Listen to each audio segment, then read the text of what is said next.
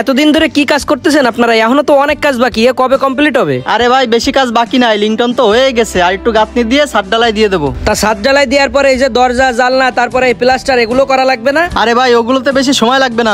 এখন ভাই শোনেন, ছাদ ঢালাই দেবো তো 50,000 টাকা লাগবে। আপনি হিসেব কিতাব করে শুরুতে যা কইছেন সব টাকাই তো আমি দিয়ে দিছি, এখন আবার টাকা লাগবে কেন? ভাই শোনেন, 1300 কেজি রড লাগবে, 1,30,000 টাকা দাম। 1,30,000 আছে আমার কাছে, আর 100 বস্তা সিমেন্ট লাগবে, ওই টাকাটা নাই আমার কাছে। ভাই এটা তো কোনো কথা না, যে কয় টাকা লাগবে হিসেব কিতাব করে তো আমি আপনারা শুরুতেই দিয়ে দিছি। এখন এই সিমেন্ট কেনার জন্য যদি আপনি আমার কাছ থেকে টাকা নেন, তারপরে তো ওই প্লাস্টার করার সময় আপনি আবার টাকা চাবেন, তার মানে আপনার এখন আবার বাড়তি টাকা লাগবে। আরে ভাই আপনারা যখন হিসেব দিছি তখন তো মালের দাম কম ছিল, এখন তো মালের দাম বাড়িছে। আর তাছাড়া আপনারা যে মালের হিসেব দিছি তার চেয়ে ভালো মাল দিয়ে কাজ করানো হয়েছে, এই জন্য টাকা শেষ হয়ে গেছে। কয়দিন পর পর একটু একটু কাজ করে আবার কাজ বন্ধ রাখতেছেন, মেলা দিন ধরে ঘুরাচ্ছেন, আর ঘুরায়েন না ভাই। আর টাকার ব্যবস্থা কি দিয়ে কি করা লাগে সেটা আমি দেখতেছি, ঠিক আছে? আচ্ছা ঠিক আছে, কাজ তাড়াতাড়ি শেষ করেন। আরে ভাই করবানি। একটা বাড়ির কাজ কমপ্লিট করতে কি এতদিন লাগে কোন? 5 মাস হয়ে গেছে বাড়ির কাজ করতে দিছি, এখনো কেবল লিংটন পর্যন্ত কাজ করেছে, তাহলে এই কাজ কবে শেষ করবে কোন? আরে ভাই আপনার বাড়ির কাজ তাড়াতাড়ি হবে কিভাবে? আপনার কন্ট্রাক্টর কদিন পর পর এর কাছ থেকে ওর কাছ থেকে টাকা ধার করে নিয়ে তারপরে মাল কিনে আপনার বাড়ির কাজ করে। কি করছেন? ও মানুষের কাছ থেকে টাকা ধার করে মাল এনে তারপরে কাজ করবে কি জন্য?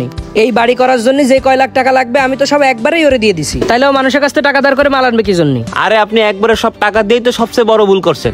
দেখেন ও আপনার সব টাকা খরচ করে ফেলছে, এই জন্য এখন মানুষের কাছ থেকে টাকা ধার করে আইনে মাল কিনে তারপর আপনার বাড়ির কাজ করতেছে। ও আচ্ছা, এইবার বুঝলাম কাহিনী, এই জন্যই ও বাড়ির কাজ লেট করে করাচ্ছে।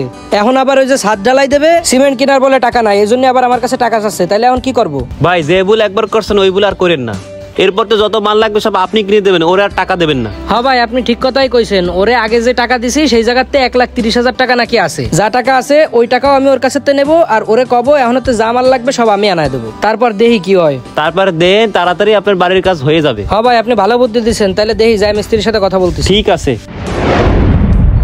রড আর সিমেন্ট লাগবে হচ্ছে ছাদ ঢালাই দেওয়ার জন্য, তাই তো? হ্যাঁ ভাই। আচ্ছা তাহলে রড আর সিমেন্টে হচ্ছে টোটাল 1,85,000 টাকা লাগবে। এখন আপনার কাছে যে 1,30,000 টাকা আছে ওই টাকাটা আমারে দেবেন, আর রড সিমেন্ট যা লাগবে সব আমি আনায় দিচ্ছি। আরে না ভাই, কি না কি আপনি আনবেন না, আপনি বসবেন না ঠিক মতো, আপনি আমার টাকা দিয়ে আমি আনায় কাজ করাবানি। ভাই শোনেন, কোনটা কি আনা লাগবে আমি বসবো না কি জন্য? আপনি আমার লিস্ট করে দেন যে কোনটার কোন মাল আনা লাগবে, আমি সেগুলো আনতেছি। এখন 1,30,000 টাকা আপনি আমারে দেন। 1,30,000 টাকা এই মুহূর্তে আমি আপনারা কিভাবে দেবো? আমার হাতে তো টাকাটা নাই, আমি তো খরচ করে ফেলাইছি। কেন আপনি টাকা খরচ করে ফেলাবেন কি জন্য? আপনারা যে কয় লাখ টাকা আমি দিছি সেটা তো আমার বাড়ি করার জন্যই দিছি, তাই না? খরচ করলে আপনি আমার বাড়ির পিছনে খরচ করবেন। ভাই আমার স্বাস্থ্য ভাই একটু ঝামেলায় পড়েছে, তার ইমার্জেন্সি টাকা লাগতো, এই জন্য তার টাকাটা আমি দিছি, সে 1 সপ্তাহের ভিতরে টাকাটা দিয়ে দেবে। আনে শোনেন, এসব ভুলভাল উছিলা আমার দেওয়ার দরকার নাই।